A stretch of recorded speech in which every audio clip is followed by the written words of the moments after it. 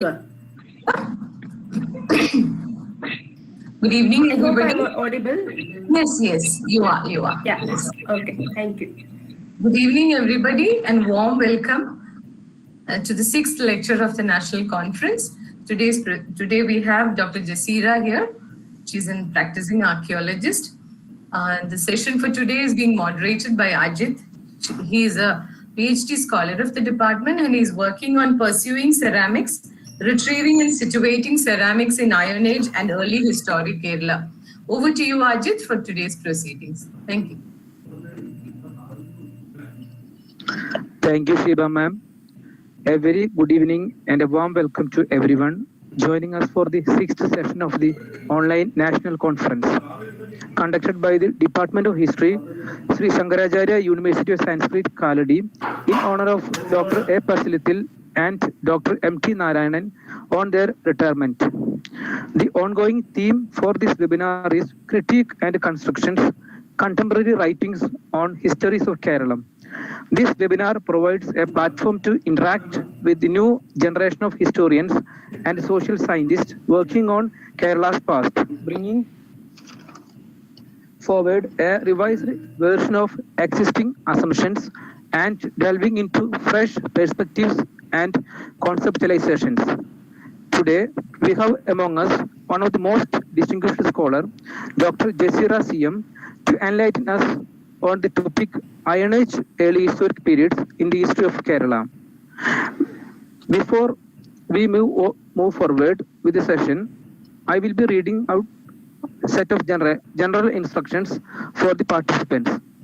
All the participants are requested to mute their audio and turn off their video throughout the session. Attendance of the participants will be recorded automatically.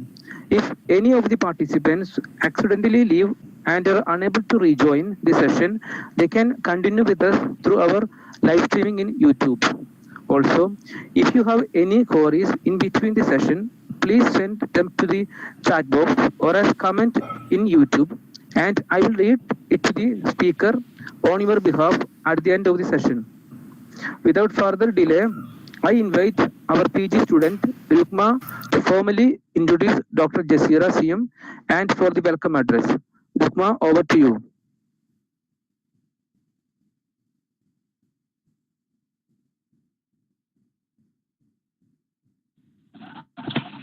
Thank you, Ajit KG, and a warm welcome to the sixth lecture of the 7-day online national conference. It indeed my pleasure to introduce the distinguished speaker, Dr. Jaseera CM for the day, who is here to deliver the talk.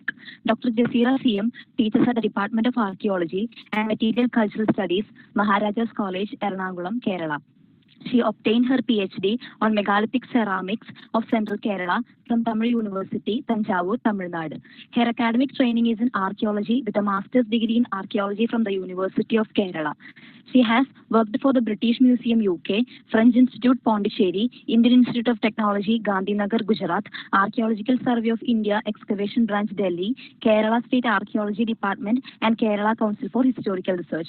Her research papers have been published in international and national journals like Internet Archaeology, Antiquity, Man and Environment, Heritage and Puratattva. She has trained in lithic mapping and geographic information system. Her research interests include ceramic studies, Kerala archaeology, Indian Ocean cultural interactions, and maritime history. Welcome, ma'am, and we are delighted to have you with us. A warm welcome to all the participants to the lecture. Thank you. Over to you, ma'am. Thank you, Ajit, and thank you, Rukma, for this kind introduction. So I thank Dr. Shiba for inviting me and also all the members of the department for organizing such a platform to share our thoughts and ideas. So this presentation is basically, I hope the slides are visible.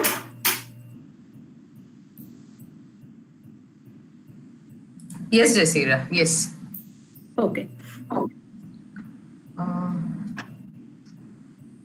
It's give me a couple of minutes because my laptop got freezed.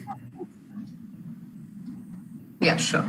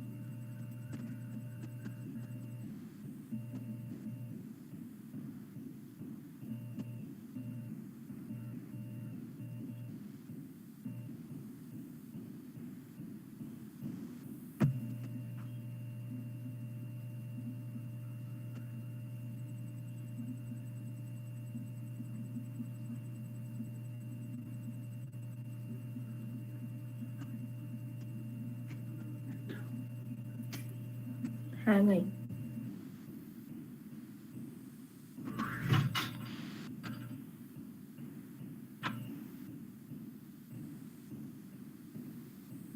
Jaseera, do you want us to share your presentation? If you can mail it to us, we can do that. Do you want us to do that? Okay, 1 second. Yeah.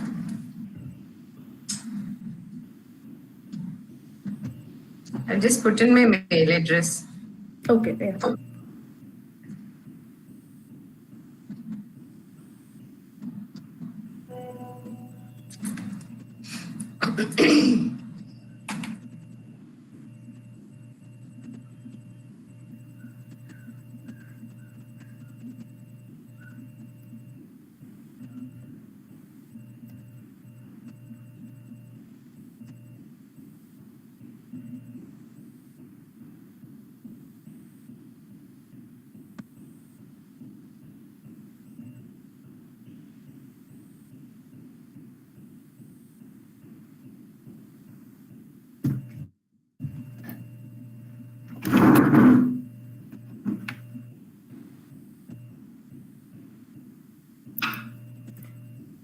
Okay, the slides are visible now? Is this? Yes, sure, it is visible. Okay, okay. Please go ahead. Okay. Please go ahead. Okay. So this presentation is on Iron Age early historic periods in the history of Kerala. So if you talk about Iron Age early historic period, actually we have two kinds of archaeological sites. One is the burial monuments. The other is a site called Pattanam, from where we got some evidence of a port town. So here in this presentation, I focus only on the monuments, burial monuments belong to this Iron Age early historic period.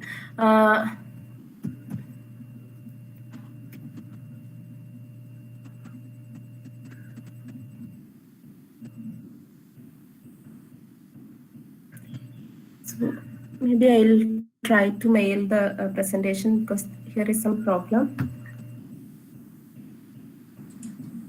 No worries. Please do.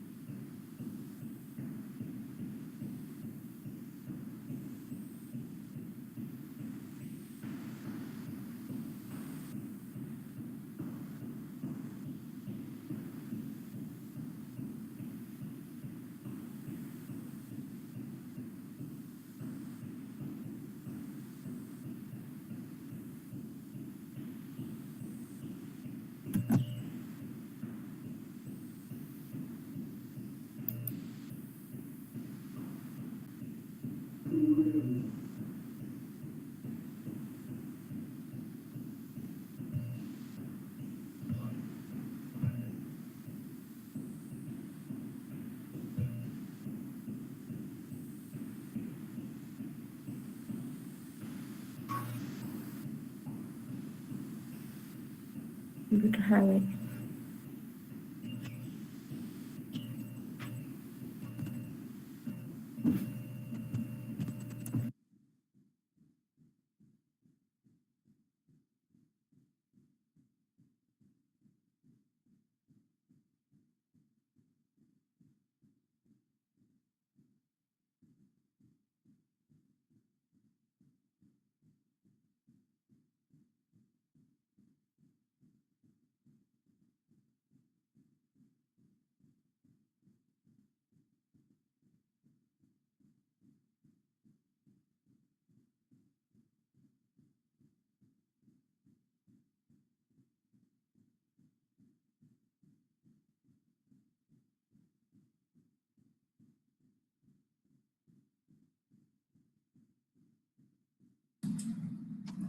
We can see your slide now.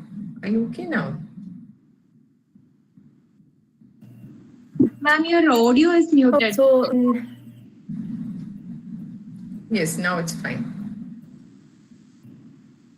it's fine now? Okay. Slides haven't come in yet. Okay, I'm sorry for the inconvenience because no. I think you can start speaking, or maybe are you mailing it to me? so that I can, yeah. Yeah. Fine. Please begin.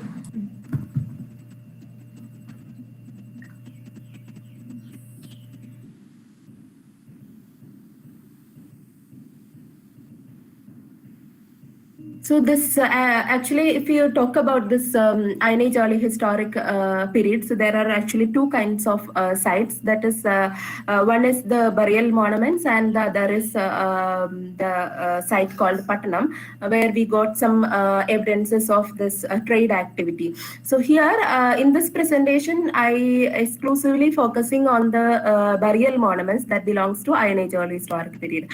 So this megalithic monuments actually have been a subject of scholarly research since 19th century when James Babington discovered or reported a monument from Chatham Parambu in Malappuram district. So thereafter, numerous studies were conducted in this field, but these studies are valuable in providing general information. But a proper survey or a systematic excavation or an analysis was conducted on a very few sites. So this primary task of this presentation is to understand the nature of these megalithic monuments and also the burial ceramics belong to the Iron Age or historic period, and thus to bring a new set of archaeological data. So here for this study, I have used the burial pottery deposited in different museums like the Archaeological Museum of School of Social Science, MG University, and the Archaeological Museum of History Department of UC College, and the pottery deposited in the Office of Archaeological Survey of India, Thrissur Circle. So I thank Dr. Rajan Gudikal, Dr. Radhika, Dr. Jenny Peter, Smita S. Kumar for the ceramics. So as you all know, Iron Age generally dates around 1000 BC to 300 BC, followed the Neolithic period. So this, if you talk when we see this archaeological literature, this Iron Age is also always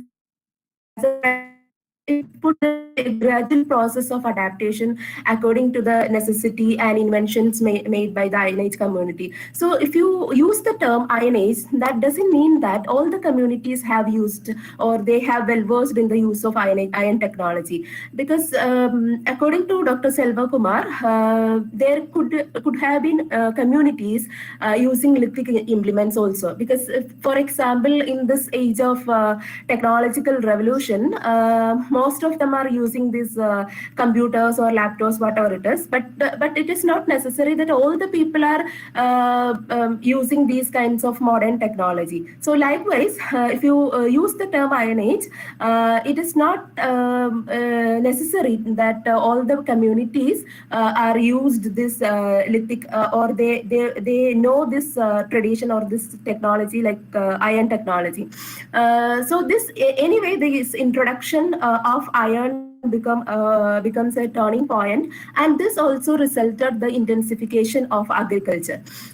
So coming to after Iron Age, we have in South India, if we take the chronology, then after Iron Age we have this early historic period, that is that we can generally place between 300 BCE. So the irrigated agricultural system of the Iron Age period led to the development of towns of the early historic period, and this increased commercial activities that resulted in the transformation of iron. So this the development in this field of trade and exchange led to the development of urban centers, and port towns and cities were developed in the coastal region due to this overseas commercial connection. So coming to this funerary monuments, like that is generally popularly known as megalith.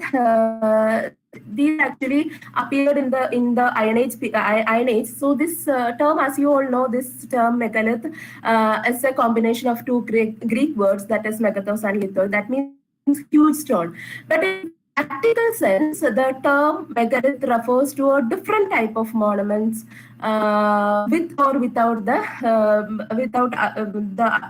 stone settings. So that which includes cyst, circle, dolmen, or the umbrella stone, headstone, or particle, rocket terms, menhirs. So all these actually megalith, the term is actually used as an umbrella term to refer all these kinds of funerary monuments.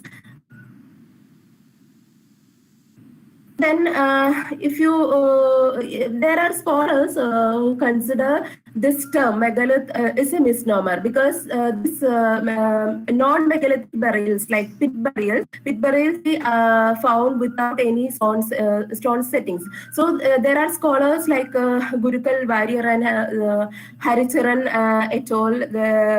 They consider this term megalith is a misnomer. And Sharon Teknagar also questions the use of the term megalithic culture because she points out that a culture can never be defined by only by mortuary practices. But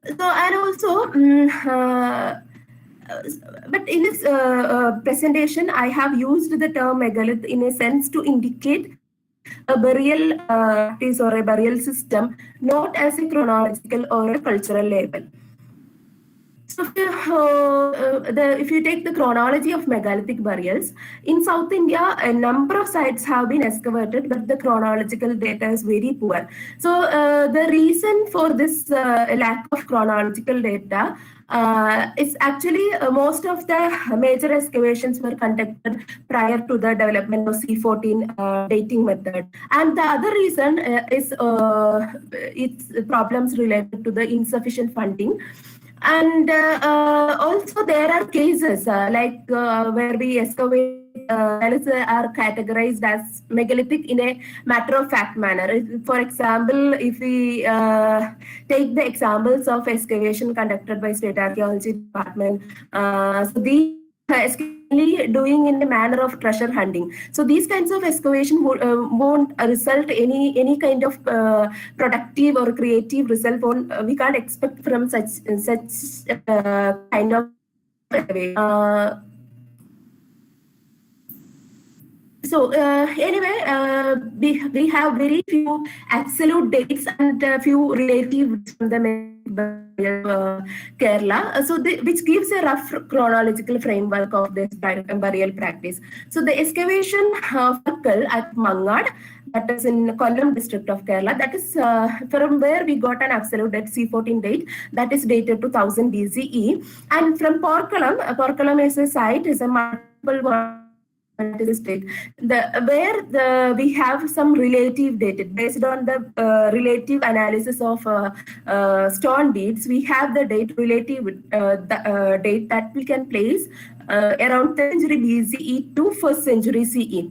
And the next site, Machad and Payanur, these two sites are located also in the Thrissur district. From here also we have some relative dates that is between 2nd century BCE to 2nd century CE. And the very recent excavations conducted by Archaeology Department of University of Kerala, we have got some absolute dates. That is, one site is Kuttikol, which is located in Kasaragod district. So Kuttikol, from where this department has excavated one rocket chamber. From there, they got an absolute date century BCE. And also the another site which is also excavated by the Department of Archaeology, University of Kerala. The site is Nannangadi Kunna, that is located in Palakkad district. From got the date 4th century and 5th century BCE. So if I am moving to the my study area, actually samples or the data that I am presenting here is basically concentrated on the central part of Kerala, that is Ernakulam, Thrissur and Palakkad. These three districts I have taken for this present study. So if you go for the typology, actually, that I have already told, this study on this megaliths were started in the 19th century, and there are scholars who attempted to make a typology also. But the problem here is there is the non-standardization of terminology. The terms to represent the types or the monuments, very loose definition or very loosely defined terms are used in archaeological literature. So this is a major handicap in the study of megaliths of Kerala. So if you take the example of the writings of Babington,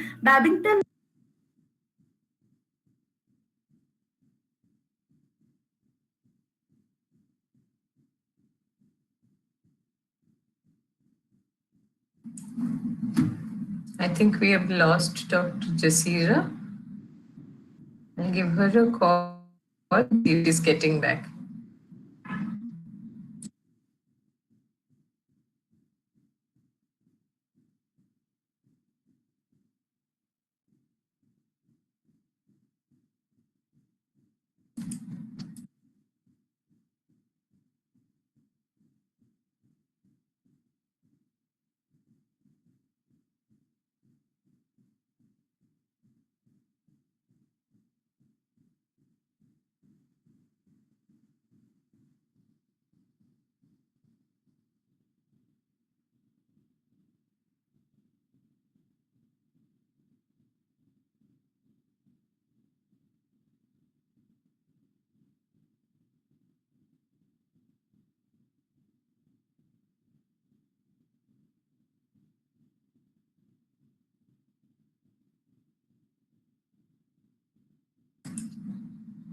Yes, I'm trying to contact her. Yeah, she's back. Welcome back.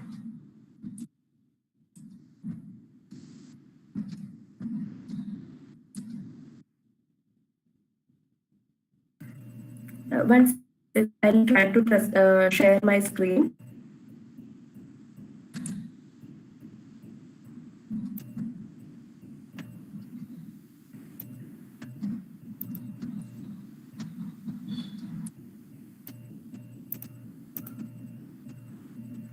So I hope it is visible now.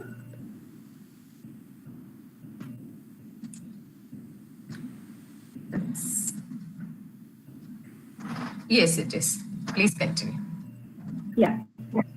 Okay, thank you. So if you take the case of the writings of Babington, Babington used the term Kodakal to refer a bun-shaped monument, and he also used the term topical to refer the mushroom-shaped monument. But in the later writing, actually, this Kodakal or Kodakal is used for mushroom-shaped monument, and the topical is used to refer the bun-shaped monument. So such kind of confusions are there in the use of terminology because of non-standardization in the terminology. And also the example from Porkalam, this Porkalam excavation report has described the site as an urn burial site. But in actual sense, this is a circle. The monument belongs to the category of circle.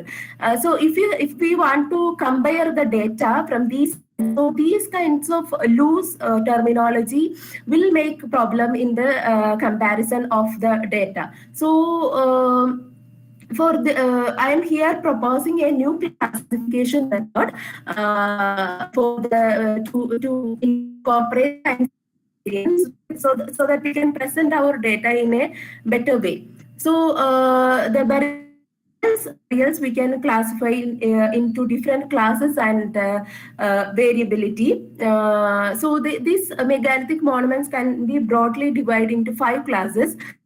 The class 1, the class actually, the stick burials are included in this class 1. So usually in the archaeological literature, the term urn burial has been used used to refer these pit burials.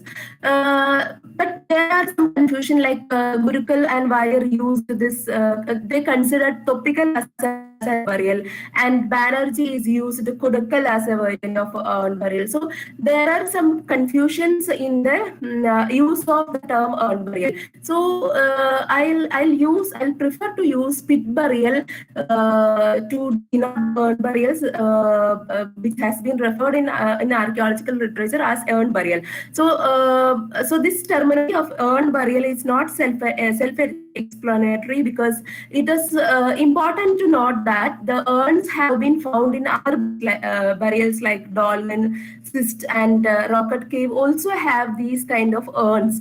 So urn burial itself, it's not a separate category. It's not an independent category. So I have to use the term pit burial. So this pit burial usually appears, it does not have any megalithic or lithic appendage, but it's considered as one of the variant of megalithic burial tradition due to the uniformity in grave goods. So these urns are referred in Tamil literature like Thali, Mudmaka Chadi, Imathali, like that. And in Kerala, these urns are locally known by different terms like Manchara, Mudmaka Thali, Nandangadi, that. So, this is the first category. The pit burials comes in the class 1. In this class 1 itself, we can see several variants. In the pit burial itself, we can observe variability. So 3 types were created in this class. So here you can see this. Here is a pit, and inside this pit, the urn is interred, and this grave good is actually placed inside the urn, and this urn is sealed with a capstone. So this is the one variant. In this variant, the grave good is the minor grave good is placed inside the urn. And coming to the second variant, where you can see this grave goods that is placed outside, both inside and outside the urn. So the feature are same. There is a pit, and in the pit, urn is interred, but the grave goods are placed outside and inside the urn. And this finally the urn is sealed with a capstone. Then variant 3 is you can see there is 2 urns. Actually, it is placed in mouth-to-mouth position, and these grave goods are placed inside the below end. So this is the variant 3. So here you can see 2 types of urns. So here in the first image you can see the variant 1, the grave goods got some and pottery, small pottery from inside this urn. And here you can see double burial, or the variant 3, where you can see 2 urns were placed mouth-to-mouth position.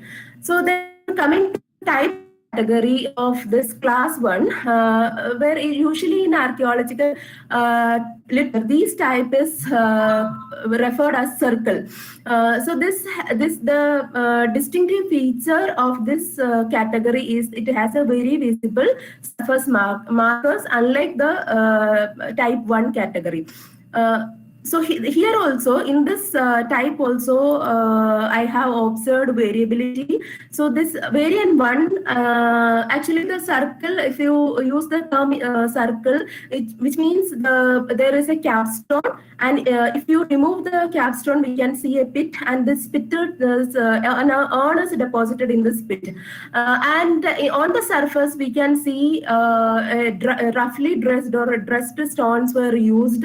And this was arranged in a circular fashion. So this is known as circle. So in the first variant, usually we have 1 capstone, and if you remove this capstone, we will get the pit and other grave goods. Then if you are moving to the second, okay, this is the photograph of the excavation conducted in 1952 by P.K. Thapar at the site called Porkalam. So here you can see that there is a capstone, and around this capstone, stones were arranged in a circular fashion. So in the variant 2, actually there are the same features like the circle is here, and the interior portion is segmented into 3 parts, and each part has a pit, and the grave goods are inserted in the in each pit.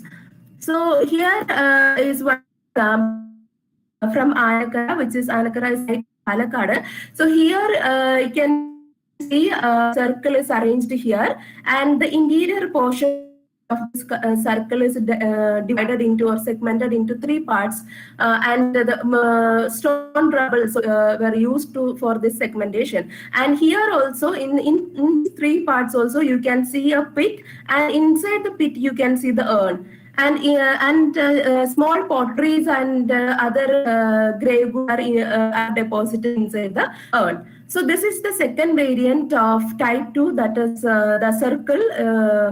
And moving to the next class, that is class 2.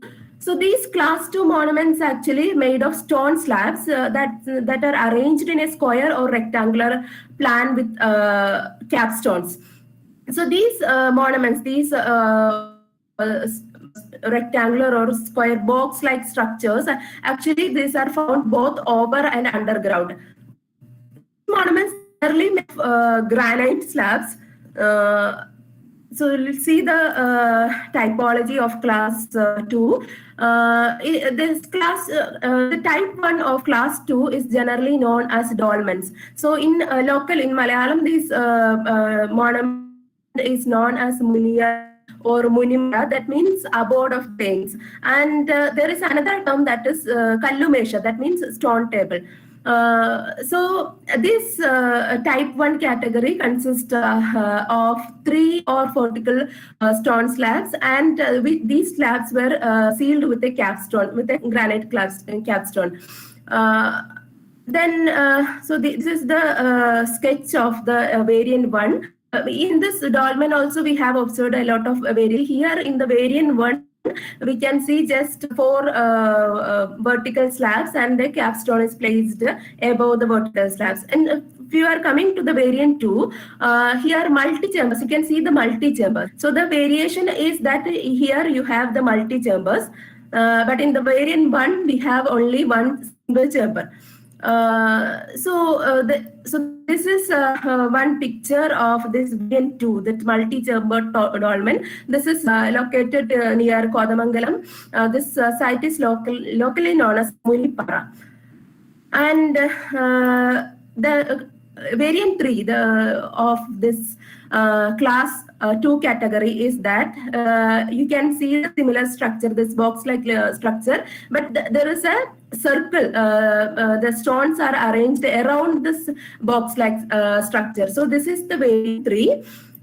So such types of dolmens were available from Vadatpara, Poiga area of Kodamangalam.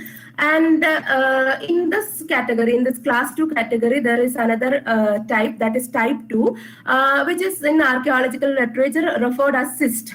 So this cyst has the same architecture of dolmen, but the distinctive feature is that this cyst is constructed under the ground. Only the capstone part is visible from the surface. So here also there are so many variants, like the type 1 variety.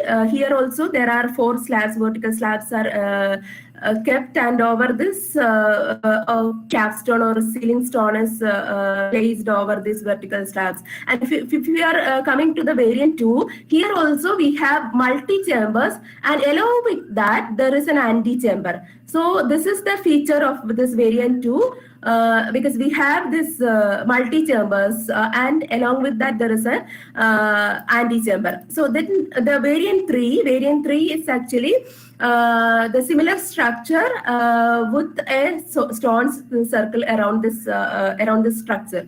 And another type belong to this class 2 category is that canes. In archaeological literature, you can see the word cane. So this is actually it's a type has a packing of stone rubbles over the cyst.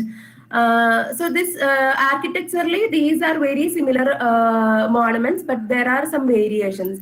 So here you can see the sketch. This whole structure is covered with packing of rubbles. So this is actually a photograph, cane from Reserve Forest area of Chalakudi. So here I have put a human scale here. So here you can see, you can understand the length, height of this cane parking, the stone rubbles. So these stone pebbles or this rubbles are actually heaped over the box-like structure, and a capstone is placed over the rubbles. So usually in Tamil Nadu area, we'll get the evidence that the whole structure means the is actually packed over the capstone. But in Kerala, we have that this kind of ornament like that. We have the capstone actually placed over the rubbles. Then moving to class 3. Class 3 actually underground caves that is cut into solid laterite rock at varying depths. So these are referred in archaeological literature as rock cut burial caves or rock cut chambers like that. So these caves are fashioned by scooping out the laterite. So the basic structure of the cave is a chamber and an open courtyard provided with steps to enter into the courtyard. So this also in this category, in this class also, we have observed a lot of variability. So in this type 1, you can see here is the sketch. You can see this. This is actually a sketch of rock-cut cave from Chovanur in Thrissur district. So here you can see here there is a chamber, then there is a open courtyard. So the feature of this variant is that this is single chambered and one single courtyard rock-cut caves. And so this is the photograph of the cave Chovanur. And here, if you look into the variant 2, here also we have differences in the architecture. You can see a bench and a porthole. Here there is a porthole, and the basic structure is same. Here is a courtyard and there is a chamber.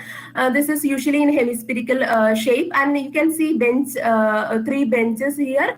And the significant or the distinctive feature is that here is a porthole. So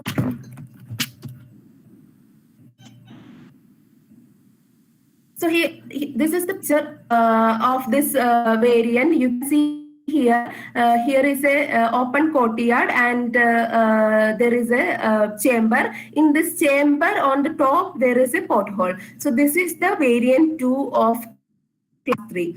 Come to variant 3. Here actually the distinctive feature is that there is a pillar.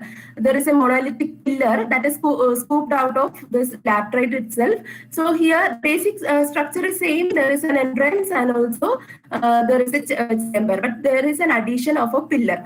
So here is an example of this variety. This is actually a rock-cut cave located at Porkalam. So inside the chamber, you can see a pillar like this. And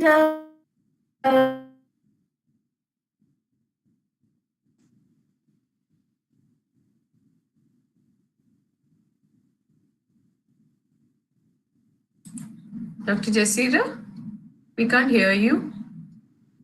We can't hear you.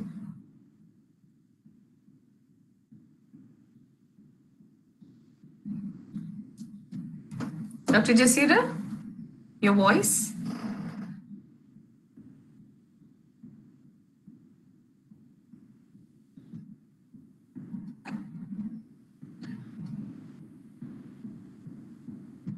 Or is it just me, or is she audible to the crowd?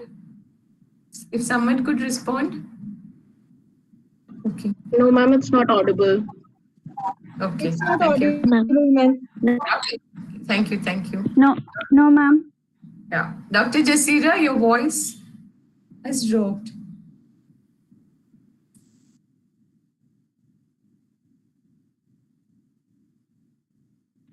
Shiva, I think you can call her up. Yes, I will. Thank you.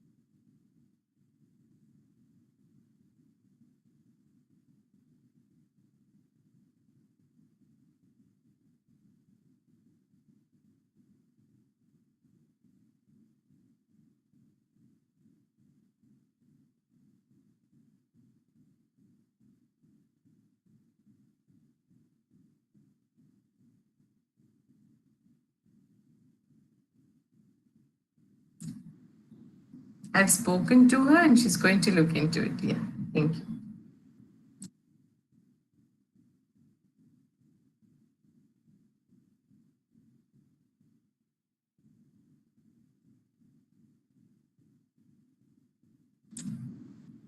Dr. Jaseera will be back right away. I've contacted her.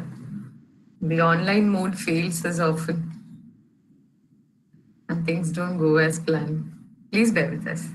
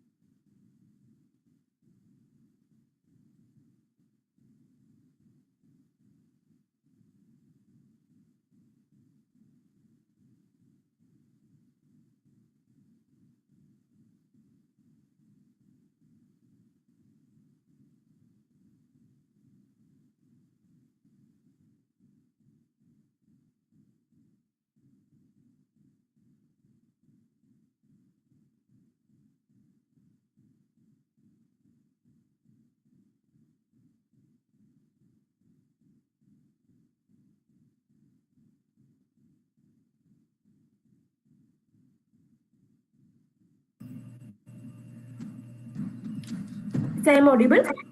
Yes, you are. Okay. Yeah, please continue.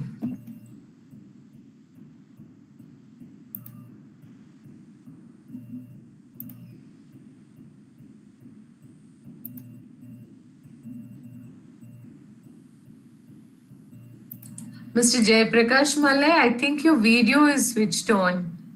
Could you please switch it off?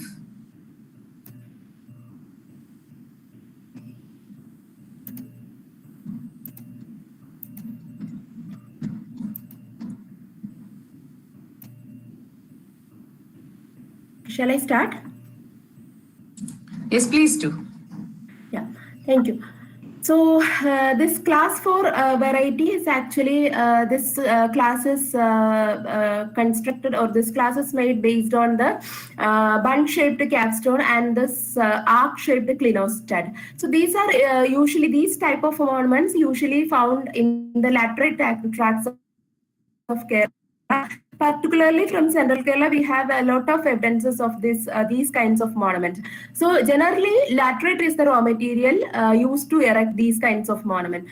But there are some exceptions. I think from Kozhikode, there are some exceptions. But generally, we have this laterite as the raw material for constructing these kinds of monuments. So here, this is in this class also there are so many types. So this is the first type. This is, I think this is the most discussed pottery of megalithic bell monuments. This is known as Kudakkallu or umbrella stone. Here you can see 3 clinostat and a capstone, a bun-shaped capstone is placed over this clinostat. So this is the photograph. This monument is actually located in Cheramanangadu, that is located in Thrissur district. And this site is locally known as Kurakkal Parambu, and this site is now protected by Archaeological Survey of India. And the second category of this class 4, only this bun-shaped monuments is visible from the surface. So this is usually in the literature, in the archaeological literature, this is referred as hat stone or topical. So here, this is also from the site Cheramanangadu. So if you excavate this monument, if you remove this capstone, you will get a pit, and the grave goods and urns are interred in this pit. So this is the second type of class 4 category. And Jaseera, can I intervene? Are you presenting now? The presentation? Yeah. It's not visible? No, it's not.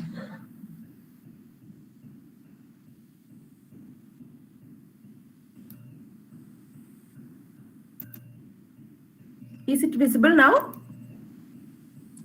I'm sorry, it is not. Okay. So I think I have sent this presentation to your mail.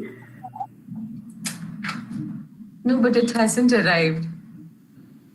Okay, 1 second.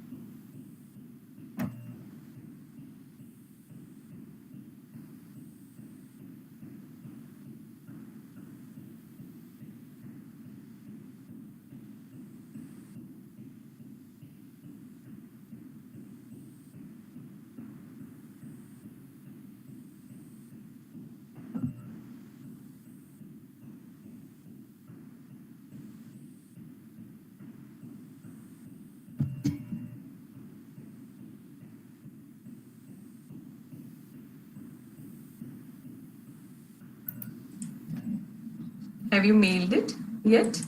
Yeah, I think I have mailed it. No, but the mail hasn't arrived. Could you check on that so I could share it? Yeah, Please yeah. do.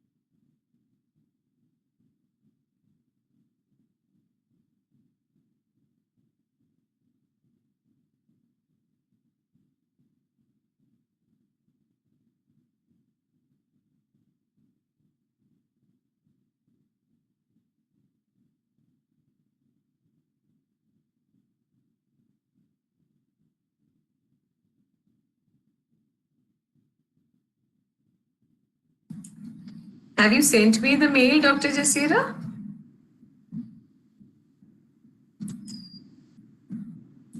Could you check on that, please?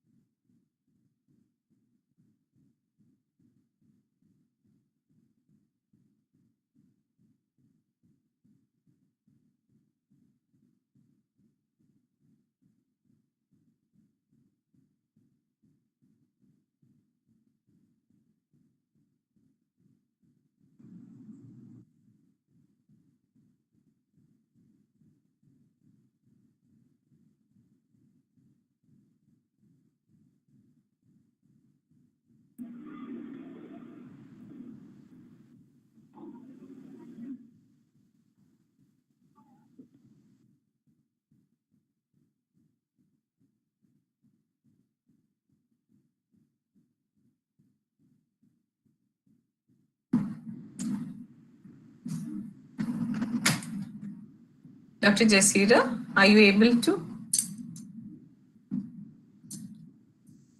Or I think you can start speaking even if you cannot send the mail. I guess we all panic when things don't work and it gets worse. It's okay. Yeah, I'm very sorry for that. No, Yeah, no, this happens. It happens to everyone. It's okay.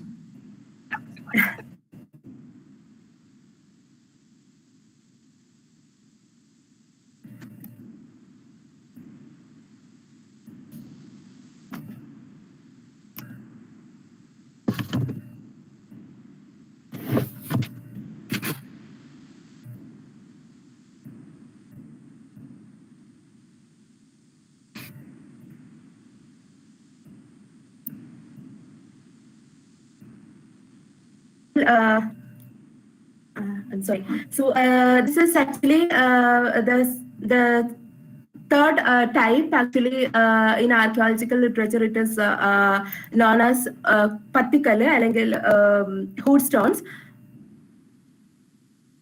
So this is the slides are visible now, or Yes, it is. Please go on. yeah, okay, okay. So this is the photograph. This particular monument is also located in stone or this panel. So that type of class 4 category. Then class 5. This is class 5 actually kind of monolithic upright monuments. So here there are two types. Is the we refer it, so this is a single monolithic and this, so this is the size of this variant 1, and this is the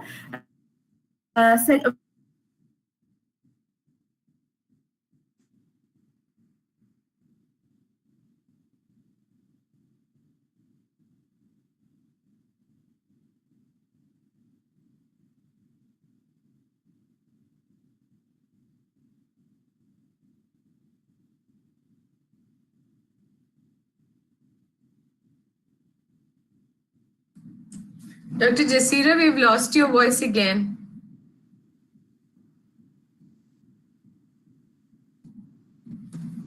I think there's a serious problem with your connectivity. Dr. Jaseera?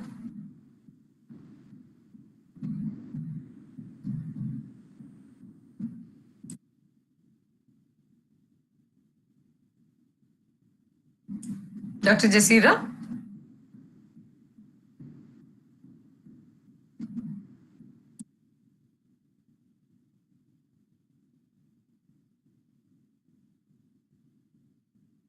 Dr. Jaseera, are you there? We cannot hear you.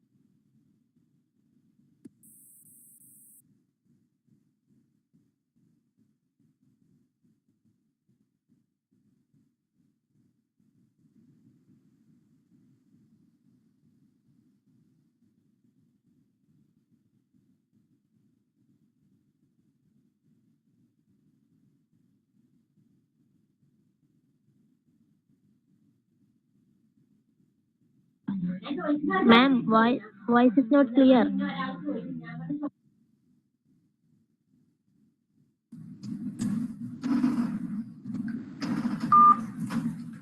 Yes, I've spoken to Dr. Jaseera. Her connectivity has a serious problem, so she's trying to mend it. We will have to wait. These are crises that we face on an everyday basis with online.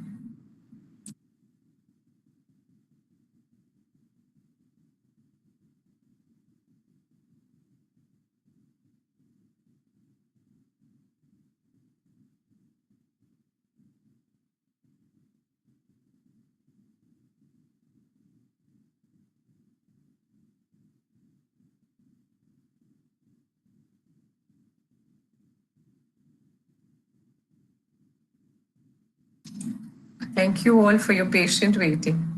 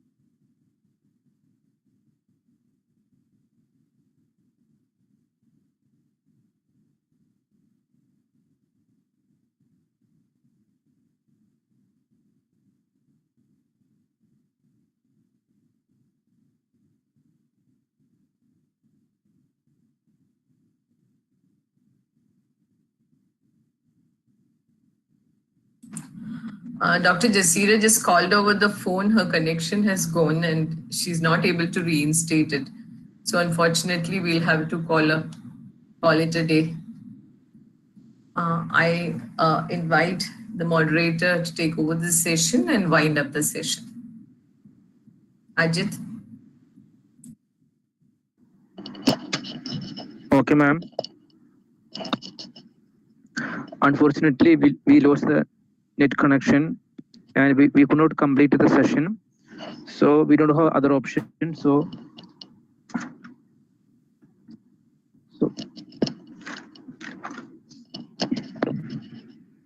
I invite Aparna, PhD scholar, for the vote of thanks. Over to you, Aparna.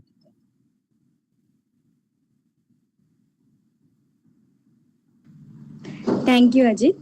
Good evening to all.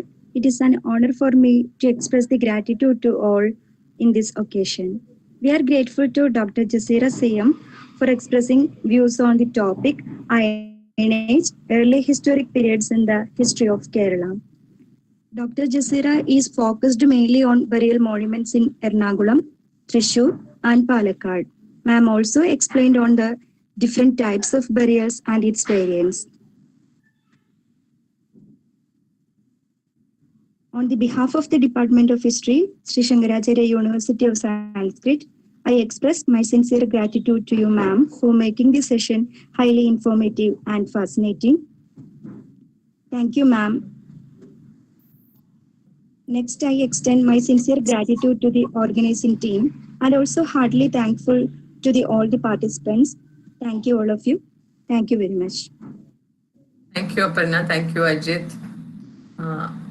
It's been a loss for us that we couldn't hear Jaseera out in the full. But this happens, I guess. So thank you all for your patient waiting. Let's meet again tomorrow, same time, 6 o'clock, with Dr. Kalpana's presentations on autobiography and writing women's life. Thank you all. Thank you very much.